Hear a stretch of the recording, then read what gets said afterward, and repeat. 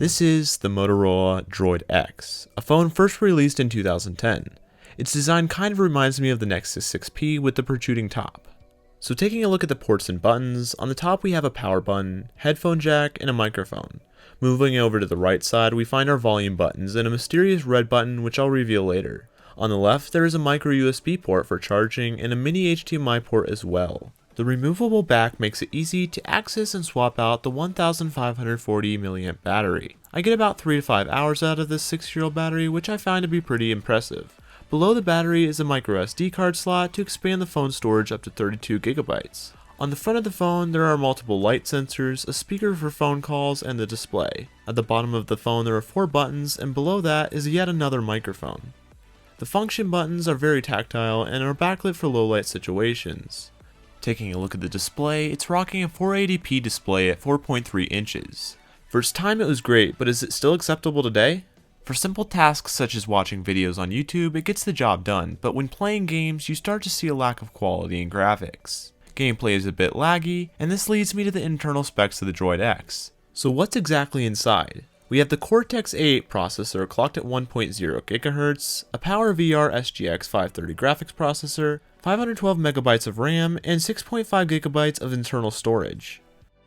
What about audio? Well, the one speaker on the Droid X has a tinny sound to it, and the bass is pretty much non-existent. Here's an audio test so you can hear for yourself.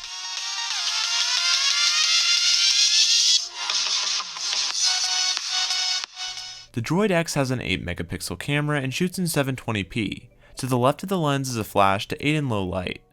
The camera app is well designed but slow, and the pictures it takes are surprisingly good but aren't going to win you a photography contest. There are 4 different picture modes: single shot, panorama, self-portrait to make up for the lack of front-facing camera, and multi-shot. Now that mysterious red button is actually a shutter button so that you don't have to touch the screen to take a picture. Video recording just didn't meet my expectations even for a 6-year-old phone. The quality is okay, but the video stabilization just is way off point. So is the software of the Droid X still usable today? It's rocking Android Gingerbread version 2.3.4. The app launcher provides a typical experience and organizes the apps well. Calling is still supported, but don't try to call this number. It won't work. Browsing the internet can still be done, but is painfully, and when I say painfully, I mean painfully, slow.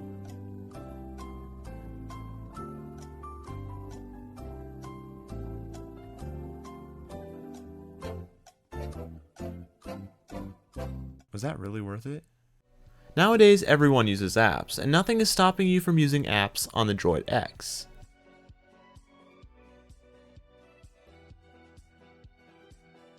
Well, at least some apps. Even the most popular and newest apps can be downloaded.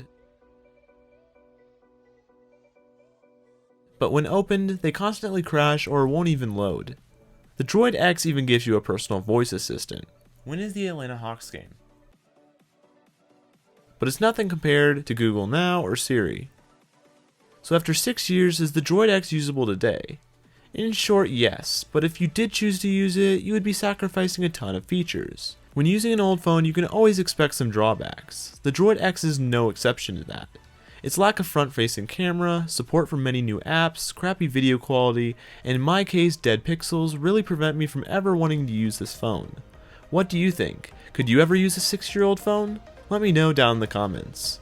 As always guys, if you enjoyed this video, please remember to leave a like, and don't forget to comment and subscribe. I hope you guys have a great rest of your day, and I'll catch you in the next video.